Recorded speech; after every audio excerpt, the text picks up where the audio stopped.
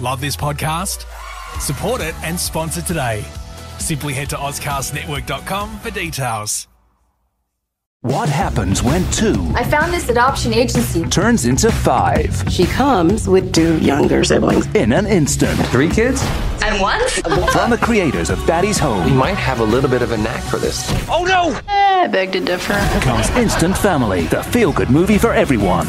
Everything's gonna be okay. Thanks, Daddy. Starring Mark Wahlberg, Should we give them a kiss goodnight? You guys are overthinking this. Rose Byrne, and Octavia Spencer. Instant Family in cinemas February 14. Certificate 12A. Ever had road rage and found yourself yelling like a banshee? Or have someone yell at you? Over the next few minutes, I plan to reveal how best to read a situation when you're driving. Hi, I'm Kari Watt. I'm a communications specialist, speaker and writer, and I'm here to be your digital coach, where I give you guidance on how to communicate better in your career and relationships, or on anything you want to ask me. Because communication is my thing, I want to see you become a better communicator, no matter where you are in the world, how old you are, or what you do for a living. Now, if you're new to my podcast, please subscribe to encourage that I'm actually making a positive influence. And if you're not new and haven't subscribed, come on now, what are you doing? Can you help a girl out? Road rage is an aggressive or angry behaviour exhibited by a driver of a vehicle, which includes rude gestures, verbal insults, physical threats, or dangerous driving methods targeted towards another driver or pedestrian, usually to intimidate them or to release frustration. It can lead to assaults and collisions that result in serious physical injuries or even death. Now, we all know that driving presents many stresses anytime you're behind the wheel because of high speeds and other drivers making different or not normal decisions. Now, a stressed driver's behaviour depends on their driving coping abilities, right? So if you're a great driver, you might be really calm, but a new driver might feel quite stressed. Generally, drivers who score high on aggression tests have used direct confrontation when faced with stress while driving. So these include honking the horn for a long time, swerving, tailgating, and attempting to fight the other driver. Now, many drivers who experience road rage actually admit they commit more traffic violations. As the stress increases, the likelihood of a person having road rage increases dramatically. And if a person has road rage, their stress levels increase. Statistics suggest that typically younger males are more likely to have road rage. If you suffer from road rage, perhaps it's a good idea to go to my first podcast, Meditation is Better Than Sliced Bread, and learn the mantra that will have you calm in less than a minute. But before you do, I want to tell you a story of how I experienced road rage firsthand while sitting in the passenger seat of my 40-year-old friend's car.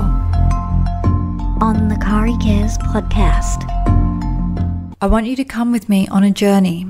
It's midnight, and I'm sitting in the passenger seat of a friend's car.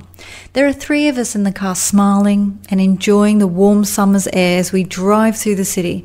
We're laughing and singing out of key. Then all of a sudden, heading straight towards us, slowly, is another car. My friend flashes the lights and stops our car. She starts yelling out the window at the driver, "What are you doing?" The other driver turns on her indicators to move over to the right-hand lane of the 3-laned one-way street. Yes, it's a one-way street. Other cars behind us honk their horns, whilst my friend is yelling like a banshee in the driver's seat. While the drama is going on around me, I look over to the driver in the other car, who clearly appears really disorientated and extremely frightened. I'm trying to work out what words to use to calm my friend down and help the poor driver. It's here that I have to use my calm voice, like my teacher voice, to help take over. The way I did it was I touched my friend on the shoulder and I asked her to stop and described exactly what I saw in the other driver, that she was really scared. It took a while for my friend to calm down. If you need some calming influence, listen to podcast 1, Meditation is Better Than Sliced Bread, for an easy and quick mantra that will help you calm down. It's a kind of mantra I use all the time, especially when driving. I'm Kari Watt. I'm a communications specialist, speaker and writer, and I'm here to be your digital coach, where I give you guidance on how to communicate better in your career and relationships. Please subscribe to Some Good Vibes, and because it's free. This happened last weekend. And my friends and I ended up helping this disorientated driver. We ended up blocking up the oncoming traffic with our car. One of my friends got out to stop the traffic behind us, whilst myself and the friend in the driver's seat spoke to the disorientated driver. We calmly directed her car to back up and turn around. Now, the woman's face was so grateful that tears stopped rolling down her face. She was really scared and she was so lost. It didn't take us long, and in the meantime, other drivers were yelling at us, not taking the time to actually look and read the situation, not understanding that this poor woman, was actually in distress, and that we weren't drunk women trying to make a scene in the middle of the road, but assertive in helping someone out, another person who was disorientated.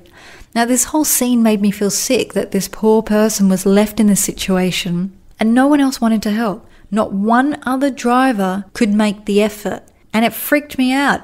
You know, this is where I have to point out that everyone has a story, and you don't know what just happened to her. She may be coming from the hospital after her husband has died, or perhaps her daughter just had a baby and she's trying to drive her daughter's car home, not having driven in the city for a long time. I mean, the streets of Sydney have changed a lot in the past 20 years. I mean, there are so many one-ways and diversions that it can become confusing, even when you do know your way around.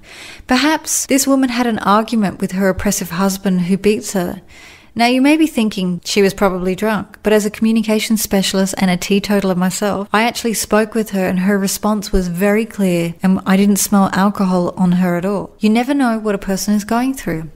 When did we as a human race become so desensitized? When did we become jackals and hunters? Where have our decent communication skills gone? Have we become so desensitized by the things we watch on Netflix and Stan? Like streaming shows have made us so utterly inhuman that in a city full of people we've become aggressive, that we've forgotten the human kindness of compassion. Shows such as Pretty Little Liars, where lying becomes the norm and trying to hurt each other or kill each other is actually expected and is forgiven. It's kind of strange, that show. I don't know if you watched it, but it kind of freaks me out. I wouldn't want friends like that.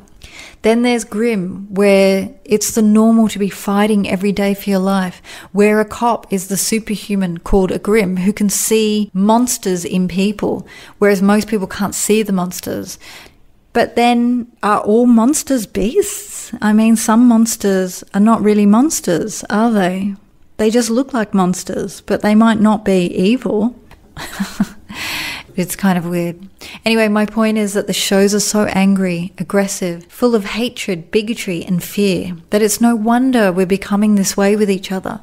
But the total curveball for me was witnessing my friend's road rage. Here's a woman who wears a lot of pink and is very feminine, and she was yelling her lungs out like a hunter. And it's where we have to really think before we speak to another person. Read the person's face before you answer or start getting angry or yelling. It's like that story that someone once told me about a guy that was on a plane and he was in business class, and his kids, he had 2 small children, and they were running up and down the aisle, and someone yelled out after half an hour, "Could you please get your children to be quiet?" And he turned around and he calmly said to them, "You know, usually I would do that, but their mother died 2 weeks ago, and this is the first time I've seen them laughing and enjoying themselves." Can you imagine? So remember, you don't know another person's story.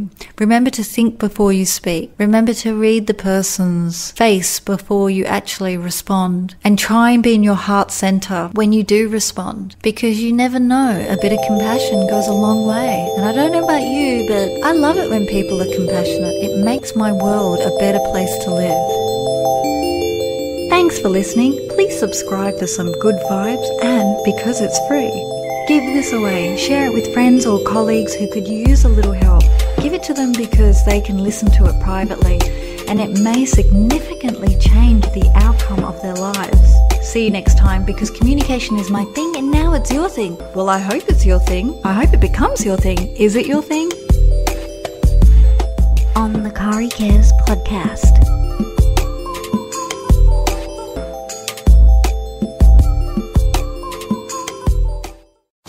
Love this podcast? Support it and sponsor today. Simply head to AuscastNetwork.com for details.